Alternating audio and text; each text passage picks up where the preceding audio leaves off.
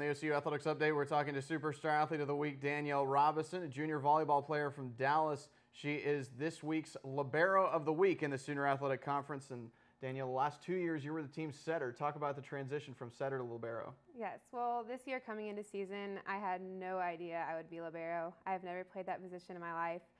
But when I came in, I told Coach I want to play whatever makes my team better. And so she kind of threw me in there for a game, and it's been a challenge, but I really enjoy learning, and I've enjoyed it a lot, surprisingly. I love playing defense, and I've used to being on the receiving end, being the setter, and it's kind of cool being able to give the setter passes, and I know how important it is to get that dig and to get that serve receive pass, and so it's been a challenge, but I really like it, and I look forward to practicing it more and getting better at it. You've also been really strong on the serve. In fact, you lead the conference in aces. What's your approach on the serve?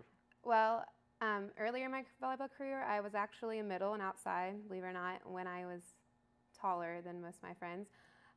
So when I realized I wasn't going to be a 6'1" volleyball player, I got moved to the back row, and my serve is kind of a continuation of hitting in a way. It's almost the same approach as hitting, except you're tossing to yourself. And so I've been practicing my jump serve for at least 6 years, and it's just a translation of where I used to play outside and middle. Now I'm hitting from the service line.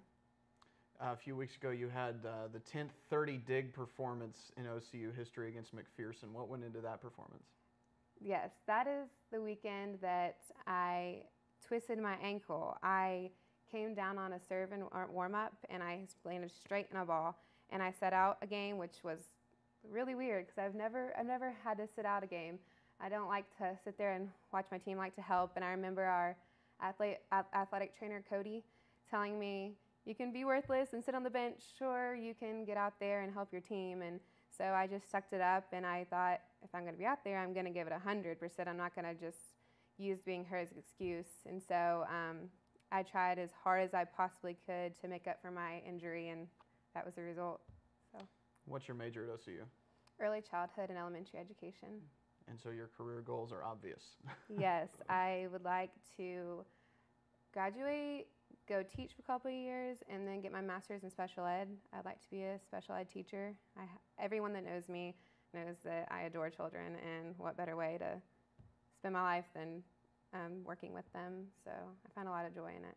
You're currently observing at an elementary school. What's that experience been like? It's been great. I'm working with first graders right now, and preschoolers also at Cassidy, and I'm learning a lot and observing their reading, and today I actually get to go read to them. So I'm learning, and I love it.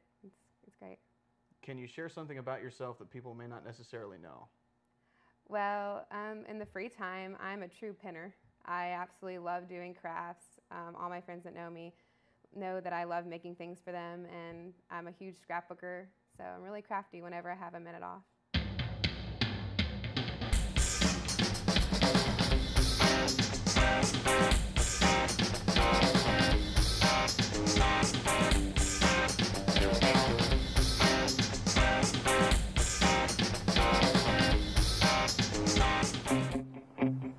There's a call to be answered.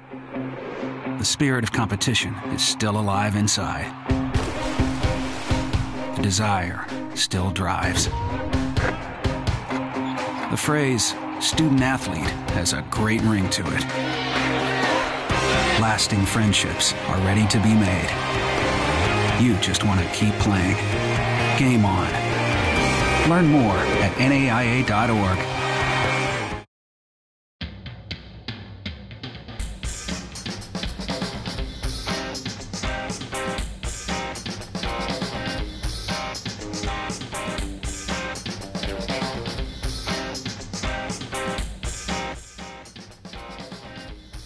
That's it for this week's edition of the OCU Athletics Update. Check back every week for all the latest in OCU sports.